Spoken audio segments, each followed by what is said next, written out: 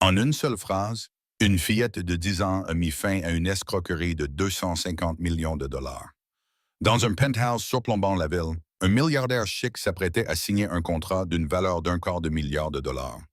Ses conseillers se penchaient vers lui, éblouis par la promesse d'entrer dans l'histoire et de faire fortune. Le document devant lui ressemblait à une relique sacrée, scellée et rédigée en arabe ancien. Mais dans un coin de la pièce, presque invisible, se tenait une fillette de 10 ans, Ava, la fille de la femme de chambre, serrant dans ses mains le journal usé de son arrière-grand-père. Elle n'était pas censée être remarquée.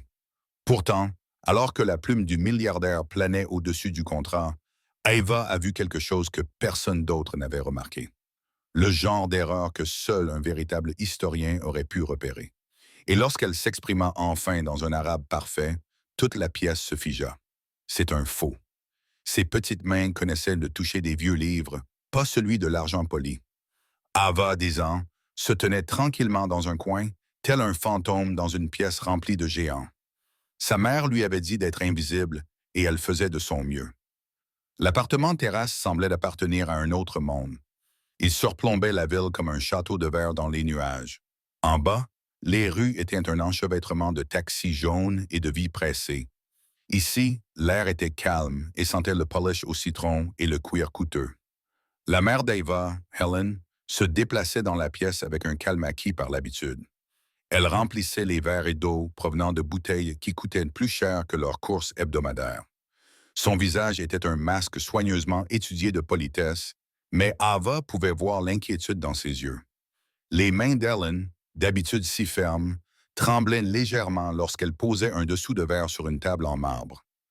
Ava serrait contre sa poitrine un livre usé, relié de cuir. Ses pages étaient remplies de l'écriture élégante et fluide de son arrière-grand-père. C'était son seul réconfort dans cet endroit fait de verre froid et d'escaliers encore plus froids. Ses propres vêtements étaient simples. Une robe bleue unie, propre mais délavée à force d'avoir été lavée. Ses cheveux blonds étaient attachés en arrière avec un simple ruban. Elle savait qu'elle n'était pas à sa place ici. Les autres personnes présentes dans la pièce s'assuraient qu'elle le sache aussi. C'étaient des hommes vêtus de costumes élégants qui coûtaient plus cher qu'une voiture. Leurs chaussures brillaient, leurs montres scintillaient sous l'éclairage encastré. Ils parlaient à voix basse et sérieuse de chiffres comportant trop de zéros pour qu'Eva puisse les compter.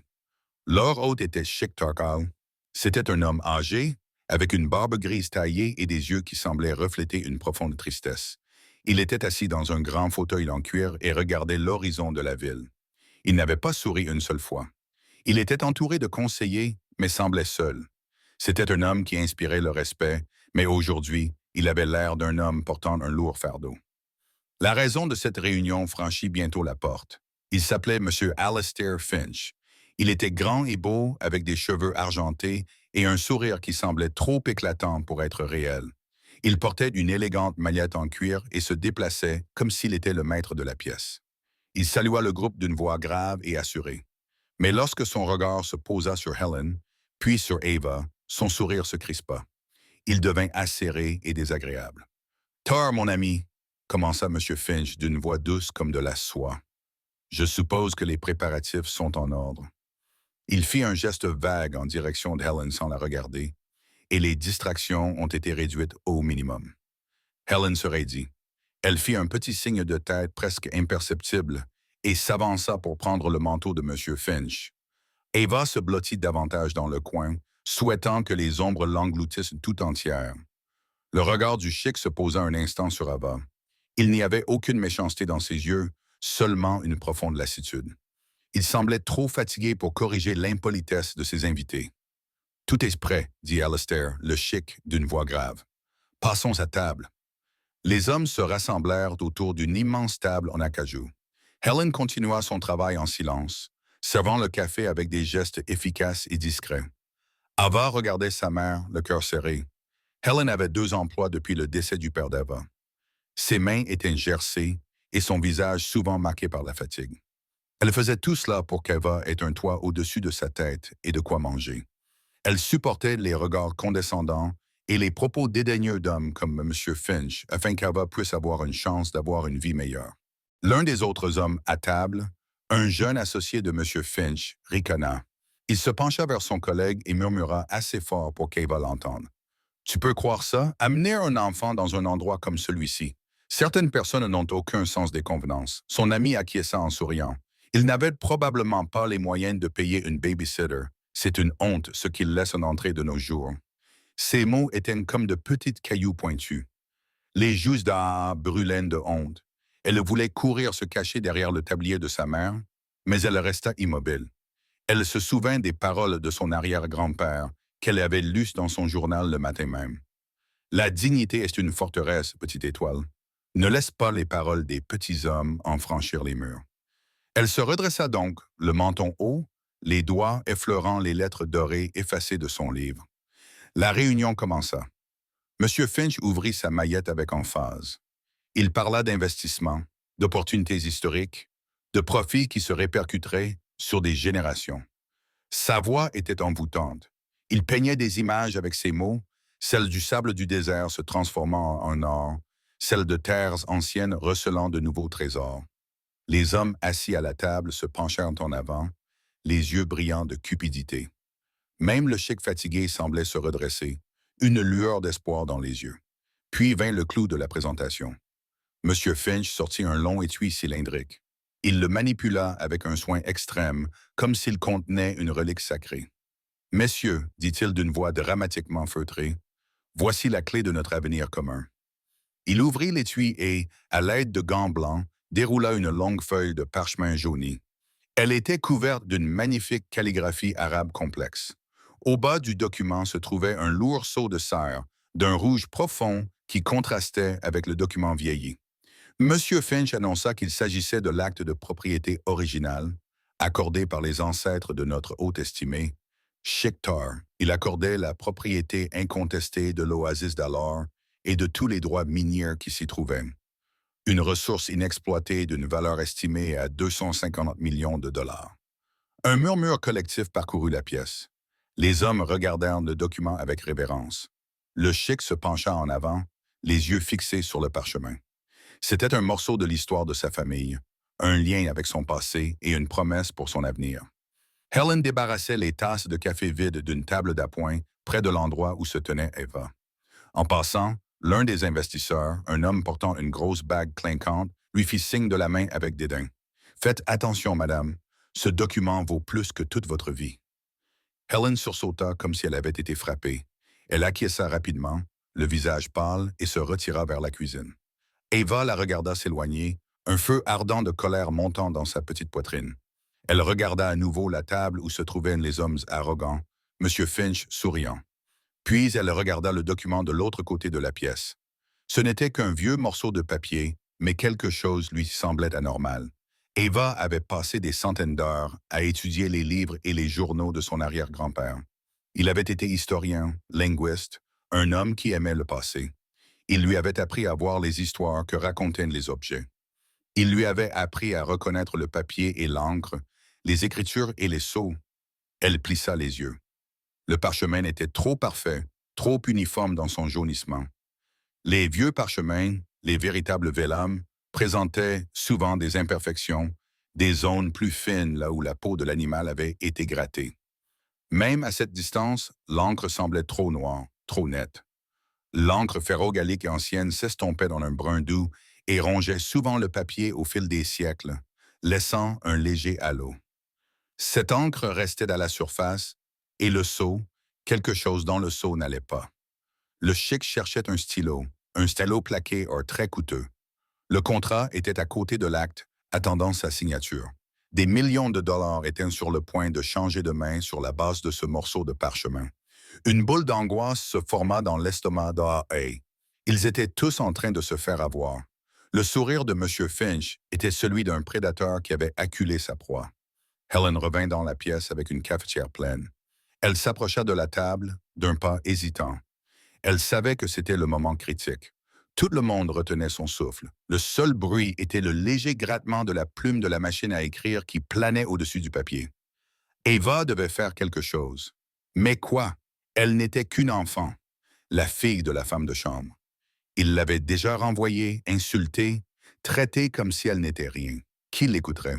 Elle fit un petit pas hors du coin, puis un autre. Son cœur battait à toute rompre. Elle pensa au visage fatigué de sa mère. Elle pensa aux leçons de son arrière-grand-père. La vérité a une voix douce, avait-il écrit, mais c'est le son le plus fort dans une pièce remplie de mensonges. Elle ouvrit la bouche pour parler, mais seul un petit couinement en sortit. Personne ne l'entendit. L'épingle de la chic toucha le papier. Dans un moment de pure panique, la main d'Ava, celle qui ne tenait pas le livre, heurta une petite table d'appoint. Sur celle-ci se trouvait un seul verre d'eau vide. Il bascula, vacilla pendant une seconde terrifiante, puis s'écrasa sur le sol en marbre. Le bruit brisa le silence tendu comme un coup de feu. Toutes les têtes se tournèrent dans sa direction. L'épingle de la chic se souleva du contrat. Le visage de M. Finch, qui affichait un masque de triomphe, se tordit en un rictus de fureur. « Que signifie cela » demanda-t-il d'une voix qui claquait comme un coup de fouet. Il lança un regard noir à Helen. « Contrôlez votre enfant. Nous sommes dans une salle de réunion, pas dans une cour de récréation. » Helen se précipita, le visage blanc de peur et d'humiliation. « Je suis vraiment désolé, monsieur. Vraiment désolé, Ava. Va dans la cuisine. » Les autres investisseurs murmuraient, secouant la tête avec dégoût. « Incroyable. Quelle audace. Faites-la sortir d'ici. » Ava regarda le visage paniqué de sa mère face à ce cercle d'hommes puissants et en colère. Elle vit le chic, son expression indéchiffrable, ses mains toujours posées sur le contrat. Elle vit M. Finch, ses yeux la transperçant de haine pure. Elle savait qu'elle n'avait qu'une seule chance.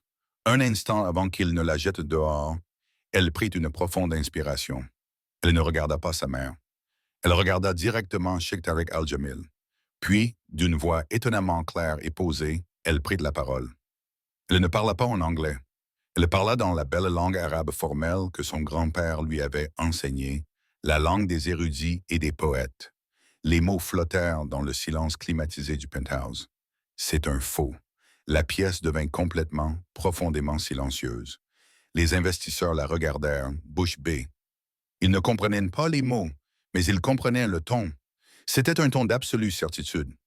M. Finch resta bouche bée. Une lueur de panique pure passa dans ses yeux avant qu'il ne puisse la masquer. Helen se figea, la main à mi-chemin vers l'épaule d'Ava. Elle fixa sa fille comme si elle était une étrangère. Elle n'avait aucune idée qu'Ava pouvait parler un mot d'arabe, mais Sheikh Tariq Al comprit. Sa tête, qui était penchée sur le contrat, se releva lentement. Ses yeux sombres et fatigués s'écarquillèrent, d'abord d'incrédulité, puis d'une intense concentration naissante. Il fixa la petite Américaine aux cheveux blonds vêtue d'une robe bleue délavée. Il la regarda comme s'il la voyait pour la première fois. Le silence s'éternisa, lourd et pesant. L'ensemble de la transaction de 250 millions de dollars était suspendu dans les airs, retenu par les mots calmes et impossibles d'une fillette de 10 ans. L'homme chic posa lentement son stylet. Il vit le livre usé qu'elle serrait dans ses mains. Il vit l'absence de peur dans ses yeux. Il vit quelque chose qui le fit hésiter. Dans son monde de tromperie et de flatterie, l'honnêteté brute et sans crainte était une denrée rare et précieuse. « Prouvez-le », dit doucement le chic. Ces deux mots tombèrent dans la pièce avec le poids du marteau d'un juge. La tirade furieuse de M. Finch mourut dans sa gorge. Il regarda le chic avec incrédulité. « Prouvez-le. Vous voulez qu'elle le prouve? Elle a 10 ans. Elle a apporté une accusation dans ma maison qui remet en question non seulement votre honneur, mais aussi mon intelligence, répondit le chic, d'une voix de plus en plus froide. Elle aura l'occasion de s'expliquer. Amenez l'enfant ici. L'un des conseillers du cheikh, un homme à l'air sévère nommé Karim, s'avança. Il regarda la femme chic puis Ava avec une expression conflictuelle. Il hésita, puis fit un léger signe de tête. Helen semblait sur le point de s'évanouir. C'était un cauchemar dont elle ne pouvait se réveiller. Sa fille était sur le point d'être humiliée, et ils étaient sur le point de tout perdre. Ava, cependant, s'avança. Elle ne courut pas, elle n'hésita pas. Elle marcha avec un calme étrange et déterminé. Ses chaussures usées ne faisaient aucun bruit sur le tapis personne moelleux. Elle s'arrêta au bord de l'imposante table en acajou, si petite que son menton dépassait à peine de sa surface polie. Le groupe d'hommes puissants la regardait de haut. Pour eux, elle était un insecte, une anomalie, une impossibilité. « La parole est à toi, petite, dit le chic, d'une voix teintée d'une lourde ironie. Raconte-nous, raconte-nous comment toi, une enfant, tu en sais plus que mon équipe d'experts et de conseillers. Explique-nous ce mensonge. Ava prit une inspiration, l'odeur d'une eau de Cologne coûteuse et de vieux papier emplissant ses poumons. Elle posa le journal de son arrière-grand-père sur le bord de la table. Puis elle regarda l'acte. Il n'est pas nécessaire d'être vieux pour voir la vérité, commença-t-elle d'une voix faible mais claire. Il suffit de savoir où regarder. Elle désigna le parchemin. Le véritable vélin de cette époque, du XVIIe siècle, était fabriqué à partir de peau de veau. Il était gratté à la main. Il était donc irrégulier. Si vous le teniez à la lumière, dit-elle en regardant Karim, le conseiller, vous verriez des zones plus fines, voire quelques petits trous dus au processus de grattage. Ce papier, il est fabriqué à la machine. Il est trop parfait. Il a probablement été vieilli avec du thé ou des produits chimiques pour lui donner un aspect ancien. Monsieur Finch eut un autre rire méprisant. C'est absurde. Elle a lu trop de contes de fées. Ava l'ignora, concentrée sur son sujet. Elle désigna la belle écriture fluide. Et l'encre, continua-t-elle, l'encre n'est pas la bonne. Pendant des siècles, on a utilisé de l'encre ferrogallique. Quand elle est vieillie, elle ne se décolore pas simplement. L'acide contenu dans l'encre ronge le papier. Cela crée un effet brunâtre, une brûlure autour des lettres. C'est de l'encre moderne. Elle est fabriquée à partir de carbone. Elle reste simplement à la surface du papier. Il n'y a pas de corrosion. Elle est plate. Un murmure parcourut la salle. Les investisseurs ne regardaient plus Ava avec simple agacement. Le doute s'était installé. Karim, le conseiller, se pencha sur le document, le front plissé par la concentration. « Théorie impressionnante, petite fille, » dit M. Finch d'une voix pleine de sarcasme. « Tu as appris ça dans ton cours d'art? » Ava tourna enfin ses yeux bleus clairs vers lui. « Je l'ai appris de mon arrière-grand-père, » répondit-elle simplement. C'était le sergent Michael Peterson. Il a combattu pendant la guerre, pas seulement avec une arme. Il faisait partie d'une unité spéciale. Il sauvait des œuvres d'art et des documents anciens. C'était un héros. Il en savait plus sur l'histoire que n'importe qui. Elle tapota le journal. Il a tout écrit. Il m'a tout appris. L'attitude du chic changea. Il se pencha en avant, les coudes sur la table, son scepticisme commençant à s'estomper, remplacé par une curiosité intense et brûlante. « Mais ce n'est pas la plus grande des erreurs, » dit Ava, baissant légèrement la voix pour attirer l'attention de tous. Elle désigna le magnifique sceau de cire cramoisi au bas du document. La plus grande erreur se trouve juste là. Tous les regards se tournèrent vers le sceau. Il était orné du blason de la famille El-Gilei et d'une ligne d'écriture koufique, une forme angulaire primitive de l'arabe. « Qu'y a-t-il avec le sceau » demanda Karim, la voix aiguë d'intérêt. « L'écriture, » répondit Ava. « Elle est magnifique, mais elle est fausse. Le calligraphe a utilisé un point pour la lettre FA. Au XVIIe siècle, dans cette région, l'écriture koufique utilisée pour ce sceau n'aurait pas utilisé de point. On utilisait un petit V inversé au-dessus du caractère. Le point n'a été normalisé dans cette forme de calligraphie qu'à la fin du XVIIIe siècle, près d'un siècle après la date supposée de la signature. Elle fit une pause, laissant le poids de ses mots s'imposer dans la pièce silencieuse. « Celui qui a fait cela était doué, » conclut-elle d'une voix douce mais dévastatrice. Mais il a commis une erreur. Il s'est trompé dans la date du point. Silence, un silence profond, intense et terrible, envahit le penthouse. Le visage de M. Finch était passé du rouge à un blanc maladif. Il regarda le document, puis Ava, ouvrant et fermant la bouche sans émettre le moindre son. Les investisseurs se regardaient, leur cupidité se transformant en panique. Le chic se cala dans son fauteuil. Il fixait l'acte sur sa table, l'acte qu'il était sur le point de valider, la base d'une transaction d'1/4 milliard de dollars, et il ne le voyait pas comme un lien avec son histoire, mais comme un faux bon marché et astucieux. Il avait été tellement aveuglé par l'espoir, tellement désespéré de récupérer une partie de son héritage, qu'il avait failli se faire passer pour un idiot par un escroc, et il avait été sauvé par une enfant. Il tourna enfin son regard vers M. Finch. La lassitude avait disparu de ses yeux. Elle avait été remplacée par un feu froid et intense. C'était le regard d'un roi qui venait de découvrir un traître dans sa cour. « Karim, » dit le chic d'une voix dangereusement calme, « apportez-moi mes lunettes. » Et une loupe. Puis il regarda les deux grands gardes du corps silencieux qui se tenaient près de la porte, et leur demanda de s'assurer que M. Finch et ses associés ne quittent pas la pièce. Je pense que nous avons beaucoup à discuter. L'air dans le penthouse, autrefois chargé de cupidité, était désormais glacial de tension. M. Finch se tenait debout comme s'il avait été transformé en pierre. Son beau visage était un masque d'incrédulité. Le sang avait quitté ses joues, laissant place à un teint grisâtre. Ses associés, ces hommes qui étaient si impatients de trinquer à leur fortune imminente, le regardaient désormais avec suspicion, leur chuchotement passant de l'admiration à l'accusation. Ils traînaient les pieds, évitant son regard, leurs costumes coûteux ressemblant soudain à des costumes de théâtre pour une pièce qui avait terriblement mal tourné. Helen resta près de la porte, la main sur la bouche. Sa crainte pour son emploi avait fait place à un mélange vertigineux de choc et d'un sentiment qu'elle ne s'était pas autorisée à ressentir depuis très longtemps. La fierté.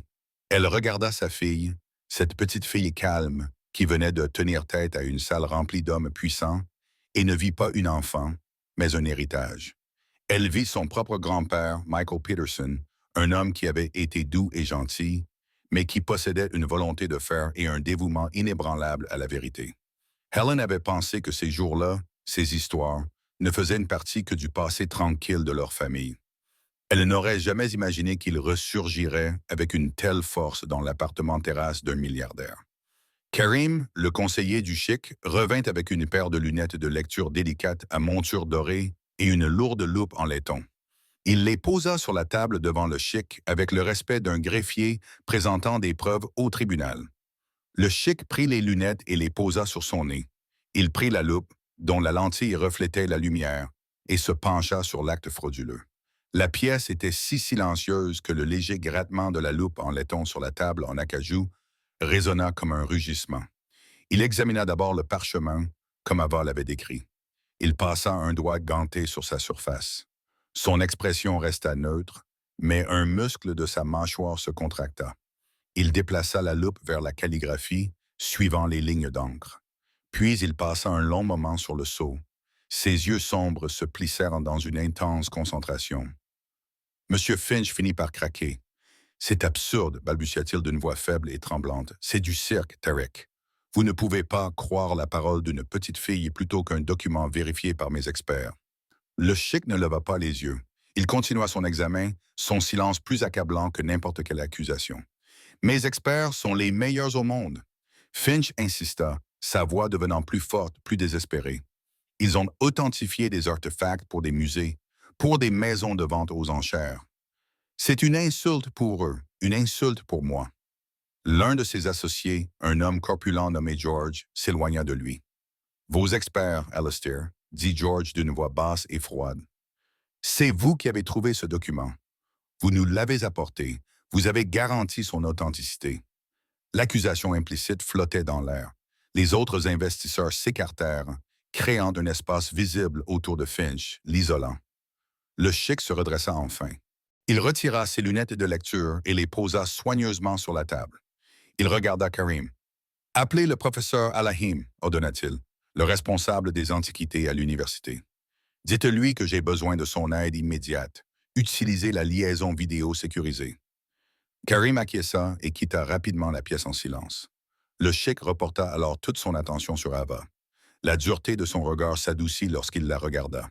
Il la vit debout, petite mais droite, serrant le journal de son arrière-grand-père comme un bouclier. « Vous avez dit qu'il était sergent, » dit le chic, d'une voix désormais calme, presque conversationnelle. « Le sergent Michael Peterson. Parlez-moi de lui. » Le visage d'Aïe s'illumina. Parler de son arrière-grand-père était ce qu'elle préférait au monde. « Il était extraordinaire, dit-elle. Il a grandi dans une petite ville, mais il aimait les livres plus que tout. Lorsque la guerre a éclaté, il s'est enrôlé. Mais ils ont découvert qu'il s'y connaissait beaucoup en art, en histoire et en langue. Ils l'ont donc affecté à un groupe spécial, les Monuments Men, dit le chic, une lueur de reconnaissance dans les yeux. Ava acquiesça avec enthousiasme. C'est ainsi qu'on les appelait. Il parcourut toute l'Europe. Il retrouva des peintures et des statues que les méchants avaient volées. Il les sauva. Il disait qu'il était un soldat de l'histoire. Il disait que sauver un morceau du passé, c'était comme sauver un morceau du futur. Ces mots, simples et sincères, résonnèrent dans la pièce silencieuse. Les investisseurs, qui s'étaient concentrés sur leur perte potentielle, regardaient désormais la jeune fille avec une nouvelle curiosité. Helen sentit les larmes lui monter aux yeux et les essuya rapidement. Après la guerre, poursuivit Ava, il est devenu professeur, mais il n'a jamais cessé d'apprendre. Il a voyagé partout. Il a appris à lire de nombreuses langues anciennes. Il disait qu'on ne pouvait pas se fier à une traduction. Il fallait lire les mots tels que la personne qui les avait écrits les avait écrits. Il m'a appris ce que là. Elle tapota le journal. Tout est là-dedans.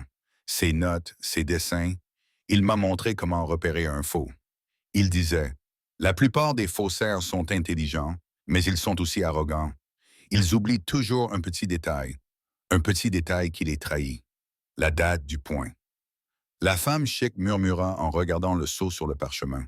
C'était un détail si minuscule, si petit, si insignifiant. Un point. Une seule petite mort qui venait de le sauver d'une erreur de 250 millions de dollars. M. Finch observait cet échange, le visage marqué par une tempête d'émotions contradictoires.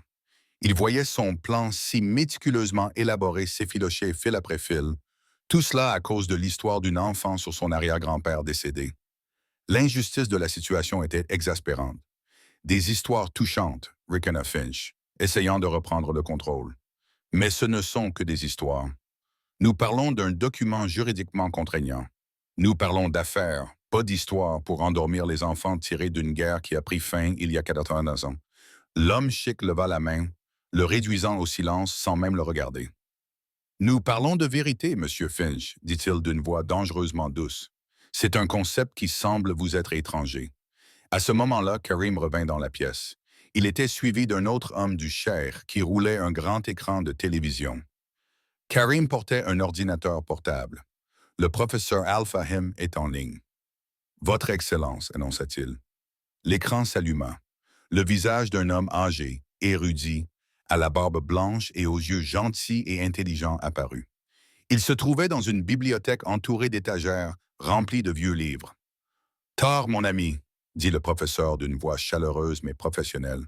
« Il est temps. Je suppose que c'est une affaire importante. »« En effet, Omar, » répondit le chic.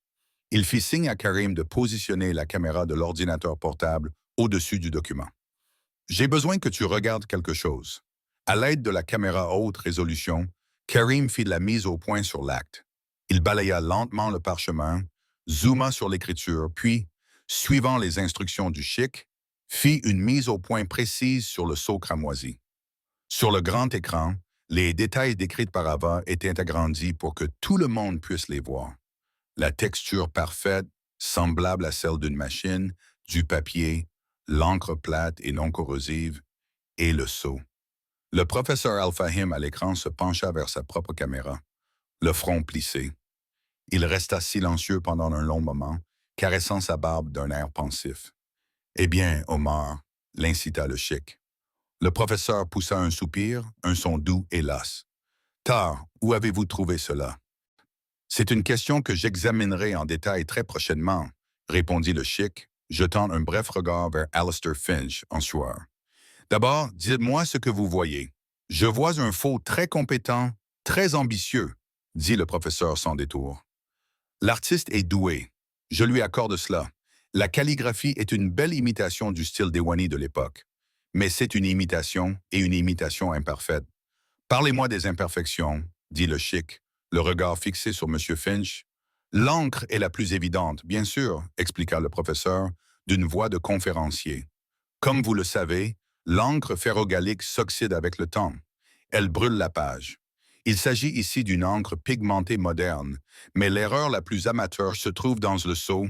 Il fit un geste vers l'écran. « Karim, pouvez-vous zoomer sur l'inscription « Quick » au bas du blason? » La caméra fit un zoom avant, agrandissant l'image à la taille d'une assiette. Le point sur la lettre FA était désormais flagrant. « Ce point, dit le professeur Al-Fahim en secouant la tête, est une erreur courante chez les faussaires qui ne sont pas de véritables linguistes historiques.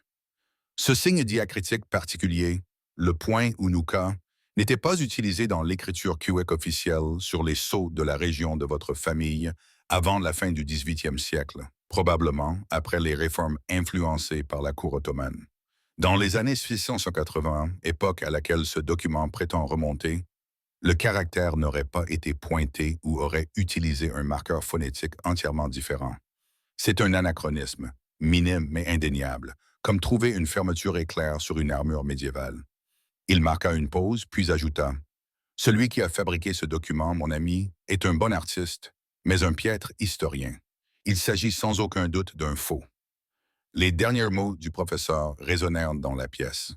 Faux. Ce mot sonnait comme une condamnation à mort pour l'accord. Monsieur Finch laissa échapper un bruit étrange, étranglé, un son de défaite totale. Les autres investisseurs s'éloignèrent de lui comme s'il était contagieux. L'un d'eux était déjà en train de chuchoter furieusement dans son téléphone, probablement à son avocat. Le chic déconnecta l'appel vidéo en faisant un signe de tête à Karim. Il resta assis un moment en silence, submergé par l'énormité de la situation, la trahison, la perte financière quasi catastrophique, l'humiliation qu'il avait évitée de justesse. Il regarda le cercle d'hommes cupides et stupides avec lesquels il avait failli s'associer. Il regarda l'escroc pâle et tremblant qui avait orchestré toute cette mascarade. Puis son regard se posa sur Ava. Elle se tenait près de la table, le visage grave, la main posée sur le journal de son arrière-grand-père. Elle ne jubilait pas. Elle n'avait pas dit « je vous l'avais bien dit ». Elle avait simplement énoncé la vérité et s'y était tenue. Un petit pilier d'intégrité inébranlable dans une pièce construite sur des mensonges. Le chic se leva lentement de sa chaise. C'était un homme grand, et sa présence remplissait la pièce. Les autres hommes se turent en le regardant. Il contourna la table, d'un pas mesuré et délibéré. Il ignora Alastair Finch. Il passa devant les investisseurs paniqués. Il s'arrêta juste devant Ava. Helen retint son souffle. Elle ne savait pas à quoi s'attendre. Un renvoi, un remerciement, une poignée d'argent pour les faire partir. Le chic regarda Ava, ses yeux sombres scrutant son visage. Puis, il fit quelque chose qui stupéfia tout le monde dans la pièce. Il s'inclina. Ce n'était pas un simple signe de tête. C'était une profonde révérence formelle, un geste de profond respect de la part d'un homme puissant envers une fillette de 10 ans vêtue d'une robe bleue délavée. Dans ma vie, dit Sheikh Tariq Al-Jamil, la voix résonnant d'une émotion nouvelle et profonde, j'ai été entouré de conseillers, d'experts et d'hommes très riches. Aujourd'hui, mon honneur et ma fortune n'ont été sauvés par aucun d'entre eux. Ils ont été sauvés par une petite fille aux yeux clairs et dont l'arrière-grand-père est un héros. Il se redressa et regarda Helen. Le masque poli de l'employeur avait disparu. Il la regarda avec une gratitude et un respect sincère. Votre fille, madame, est une personne extraordinaire. Vous devez être très fière. Helen ne put que hocher la tête, la gorge serrée par l'émotion. Le chic se tourna alors vers Karim. Sa voix était à nouveau calme. Karim, veuillez accompagner M. Finch et ses collègues à la bibliothèque. Offrez-leur des rafraîchissements et demandez à mon équipe de sécurité de s'assurer qu'ils ne quittent pas l'étage. Mes avocats seront là dans 20 minutes. Finch ouvrit la bouche pour protester, mais un regard du chic le fit taire. La partie était terminée. Il avait perdu. Vaincu et humilié, lui et ses désormais anciens associés furent conduits hors de la pièce comme des prisonniers. L'air sembla instantanément plus pur, plus léger. Le grand salon du penthouse était désormais vide, à l'exception du chic, d'Ava et d'Helen. Les actes frauduleux gisaient toujours sur la table, témoignant du désastre qui avait été évité. Le chic fit un geste vers les confortables canapés. « Je vous en prie, dit-il à Helen et Ava. Asseyez-vous. Vous ne faites plus partie du personnel ici. Vous êtes mes invités d'honneur. » Avec hésitation, Helen et Ava s'assirent sur le bord d'un canapé de couleur crème qui coûtait probablement plus cher que leur voiture. Le chic s'assit en face d'elle, non pas dans son imposant fauteuil en cuir, mais dans un plus petit, se rapprochant d'elle pour créer une atmosphère d'intimité. « Je vous suis redevable d'une dette que je ne pourrai jamais vraiment rembourser, » dit-il en regardant Ava. « Mais je dois essayer. Dites-moi, que puis-je faire pour vous? Tout ce que vous désirez, un cadeau, une récompense. » Il pensait bien sûr à de l'argent, un fonds fiduciaire, une bourse d'études. Il pouvait assurer son avenir et celui de sa mère pour le reste de leur vie. C'était le moyen le plus simple et le plus facile de montrer sa gratitude. Ava regarda sa mère, puis le cheikh. Elle réfléchit un instant. Elle ne pensait pas à des jouets ou à de l'argent. Elle pensait à toute autre chose. Votre famille est très ancienne, n'est-ce que pas? Demanda-t-elle. Le cheikh acquiesça, intrigué. Depuis plusieurs siècles, oui. Avez-vous une bibliothèque? Demanda Eva, les yeux écarquillés d'excitation. Une vraie, avec de très vieux livres. La question était si inattendue, si pure, que le cheikh fut momentanément déconcerté. Puis, pour la première fois de la journée, un sourire chaleureux et sincère illumina son visage. Il transforma ses traits fatigués, le faisant paraître plus jeune, plus heureux. Oui, petite, dit-il en riant. J'ai une bibliothèque, une vraie, avec des livres très, très vieux. Il se pencha en avant, une lueur complice dans les yeux. Certains d'entre eux, murmura-t-il, étaient même plus vieux que tes arrière-grands-pères. Le cri de joie d'Ava fut la chose la plus sincère et la plus précieuse que le cheikh ait entendue de toute la journée. Cela valait plus à ses yeux que tout l'argent qu'Alistair Finch avait tenté de voler. À cet instant, il comprit que la récompense que cet enfant désirait n'était pas quelque chose qu'il pouvait acheter, mais quelque chose qu'il pouvait partager.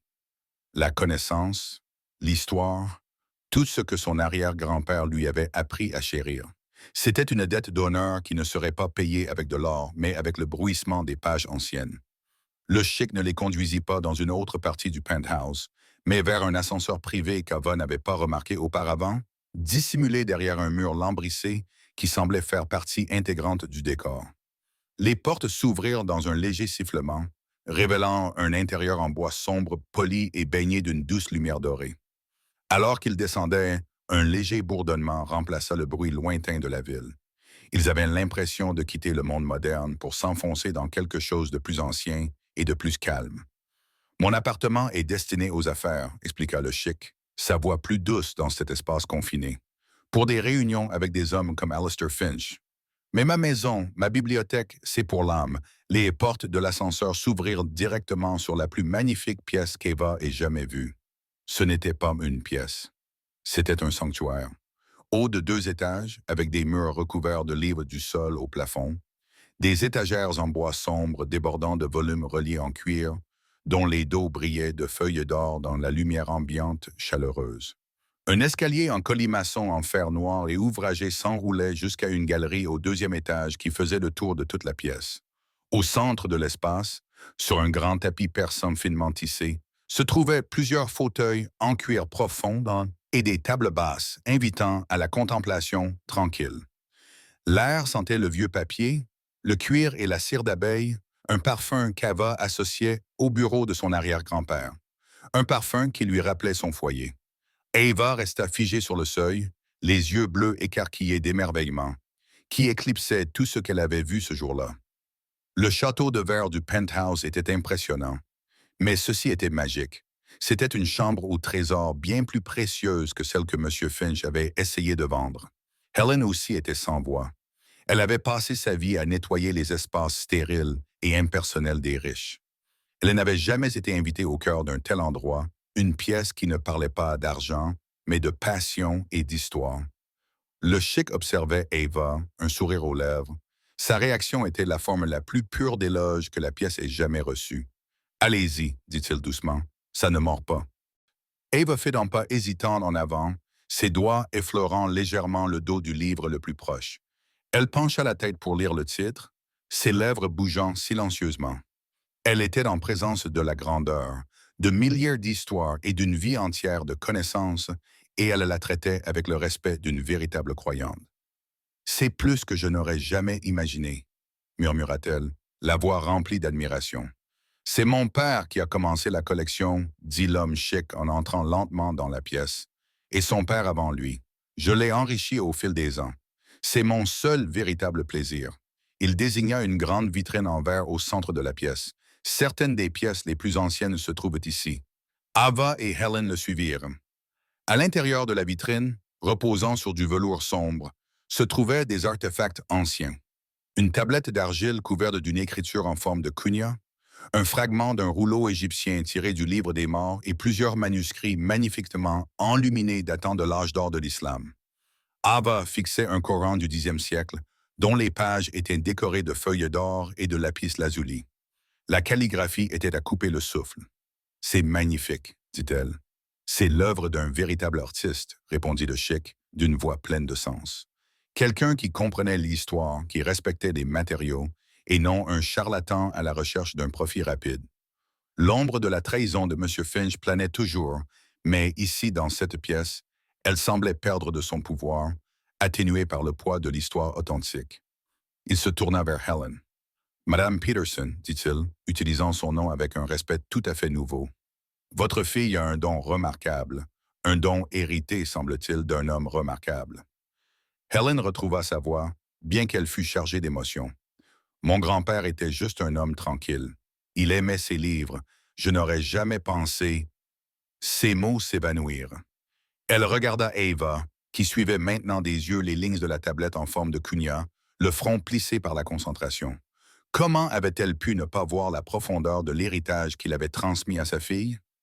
Les hommes tranquilles sont souvent ceux qui changent le monde, répondit la jeune femme chic. Ils ne font pas de bruit, ils font simplement le travail qui compte. Il fit une pause, le regard pensif. Je pensais ce que j'ai dit à l'étage. J'ai une dette envers vous, et je n'aime pas avoir de dette. Il se dirigea vers un petit bureau élégant dans le coin de la bibliothèque et prit un chéquier. C'était la solution d'un milliardaire, une simple transaction.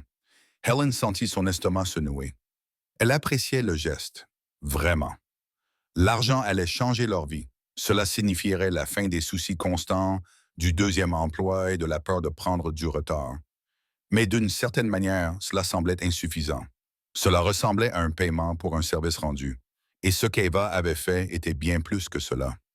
Avant que le chic n'ait pu écrire, Ava prit la parole, sa voix ramenant leur attention vers la vitrine. Celui-ci n'est pas réel. Sa déclaration, si similaire à celle qui avait fait échouer la transaction à l'étage, flottait dans l'air calme de la bibliothèque. Le chic se figea, sa pointe de stylo suspendue au-dessus du chèque. Le cœur d'Helen bondit dans sa gorge. Oh, Ava, non. Pas maintenant.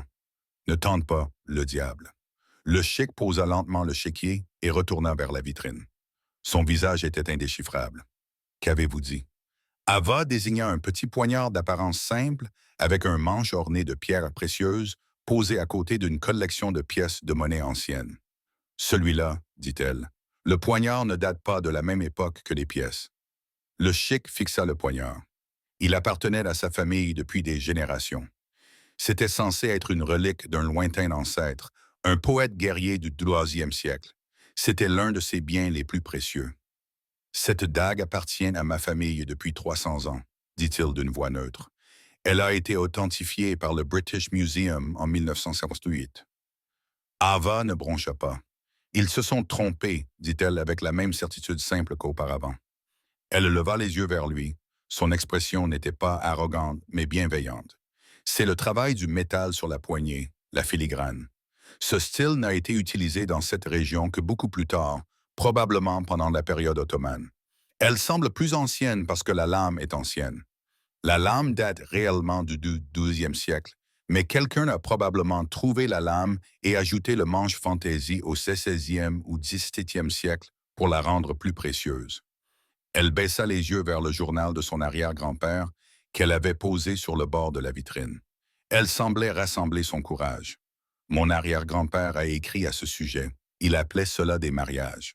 Quand quelqu'un prend deux objets anciens et les assemble pour en faire un nouvel objet factice, celui-ci est plus difficile à repérer qu'une contrefaçon complète, car certaines de ses parties sont authentiques. Le chic fixait le poignard, un objet qu'il avait chéri, une histoire à laquelle il avait cru toute sa vie.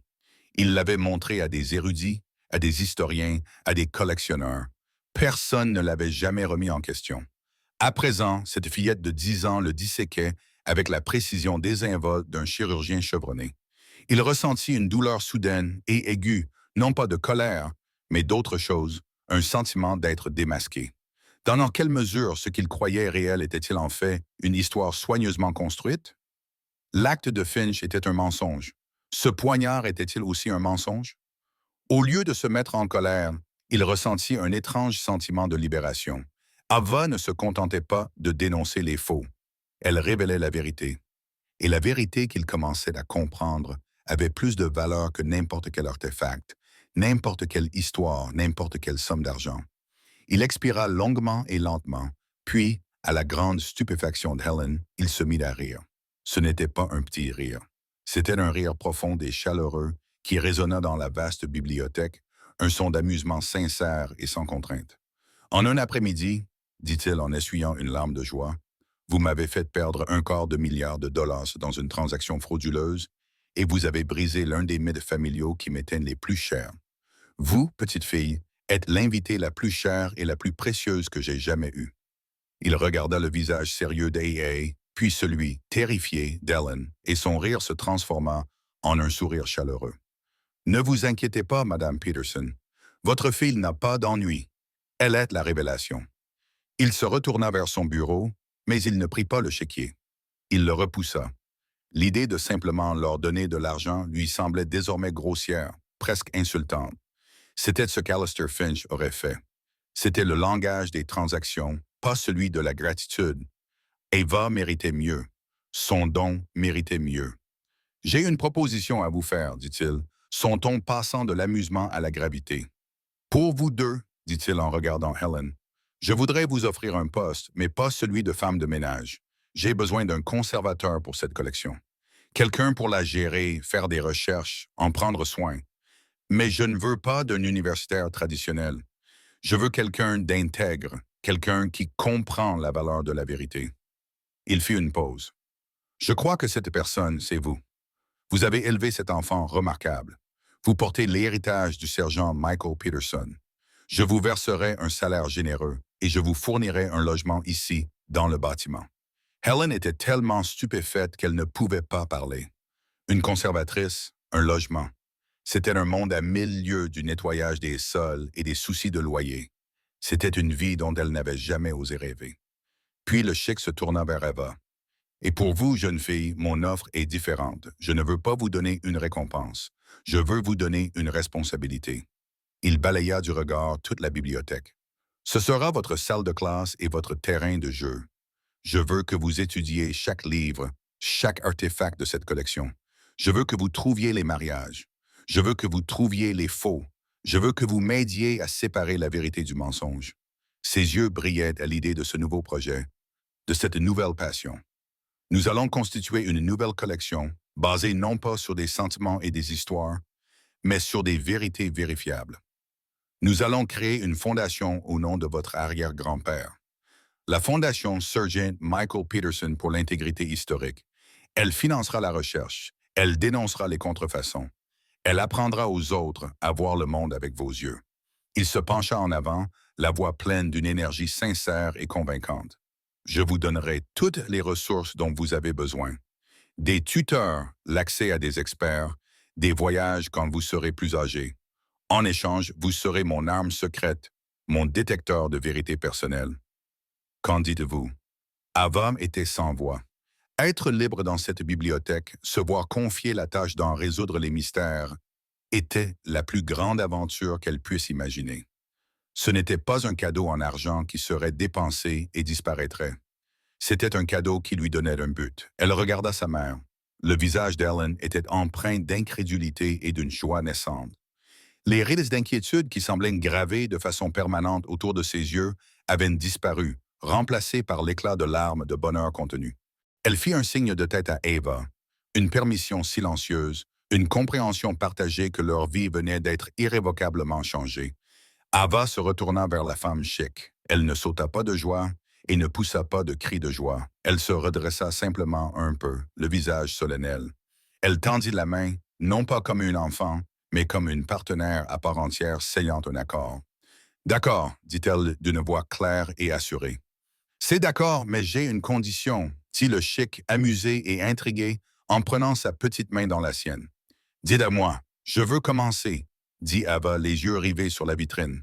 Avec ce poignard, le chic sourit largement et sincèrement. Au cœur de sa bibliothèque tranquille, entourée des fantômes de l'histoire, il avait perdu $250 millions et un mythe familial précieux. Mais il avait trouvé quelque chose d'infiniment plus précieux. Il avait trouvé la vérité.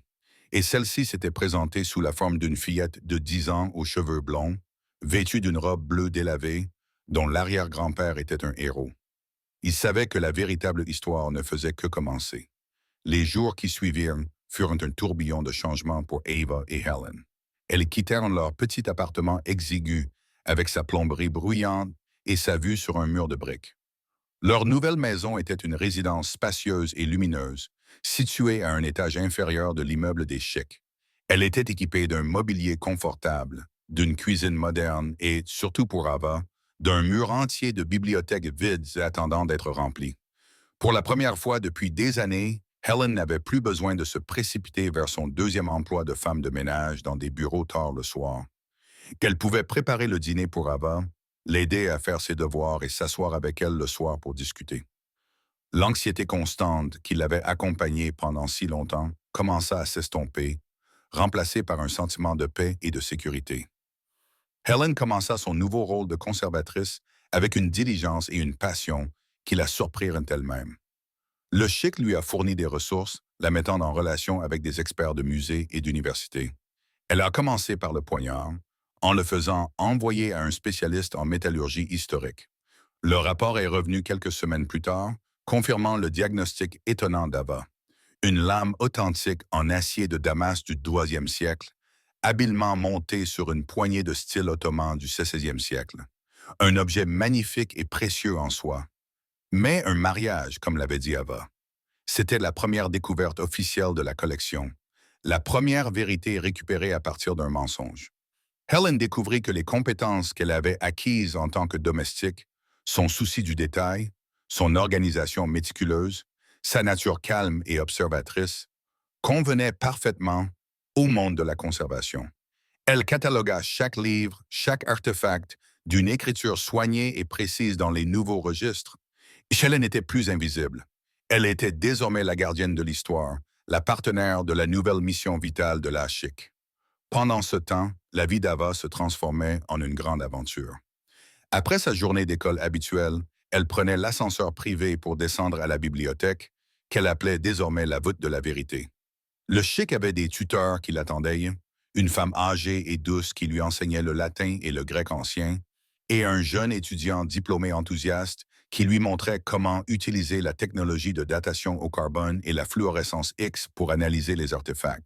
Mais son plus grand professeur restait Chic-Tar lui-même.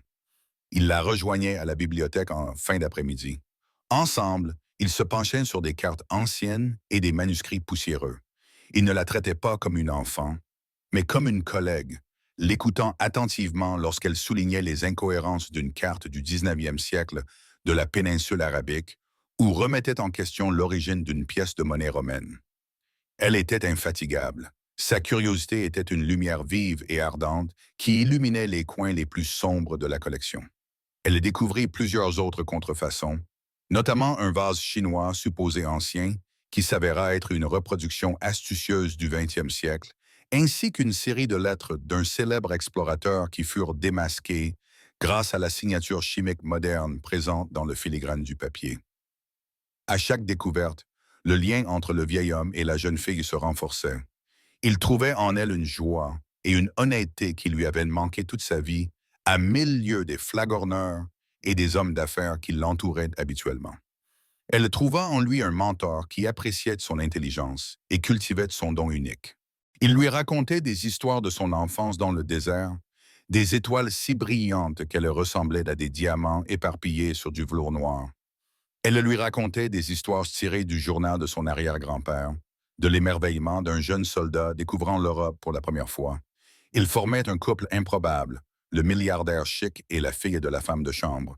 Ils étaient unis par un amour commun pour le passé et un attachement farouche à la vérité. Cependant, le monde extérieur à la chambre forte de la vérité n'était pas aussi calme. L'histoire de la chute spectaculaire d'Alastair Finch est devenue une légende dans le monde financier. Dépouillé de sa crédibilité et confronté à une avalanche de poursuites judiciaires de la part du milliardaire et des autres investisseurs qu'il avait dupés, son empire s'est effondré. L'enquête a révélé un système de fraude sophistiqué qui remontait à plusieurs années.